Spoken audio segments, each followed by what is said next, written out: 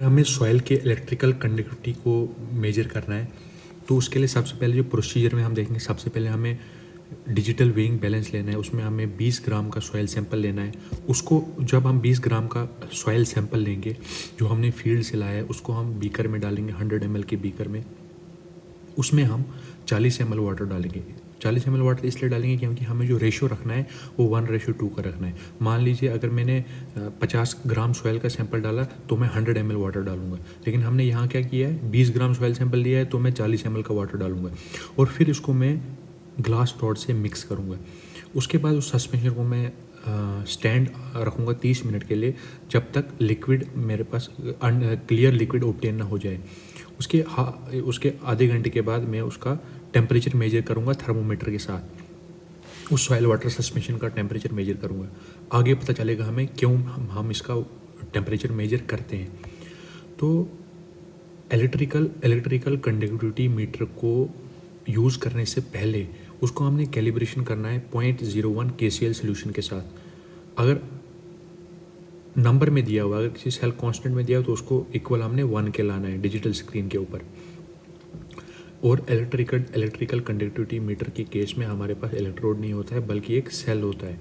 तो electrical conductivity को हम उसका यूनिट क्या होता है, डेसीसाइमन पर मीटर, ये हमें पता है।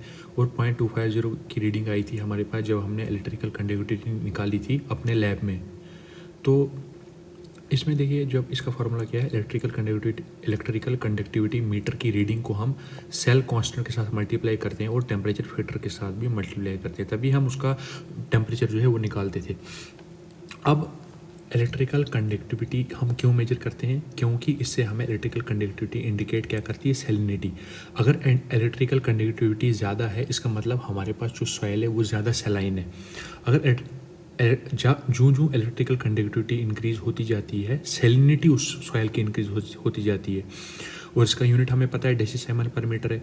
और अगर हमारे पास 2 से 4 के बीच में डेसीसाइमन पर मीटर के बीच में अगर इलेक्ट्रिकल कंडक्टिविटी आ रही है, हालांकि आती तो है 2 से कम हमेशा, लेकिन अगर हमारे पास इलेक्ट्रिकल कंडक्टिविटी 2 या 4 डेसीसाइमन पर मीटर की आ रही है तो उस केस में क्या होगा, यील्ड हमारे पास डिक्रीज़ हो जाएगी। जैसे उर्द बीन के केस में होता है, मूंग बीन में, काउपी में होता है।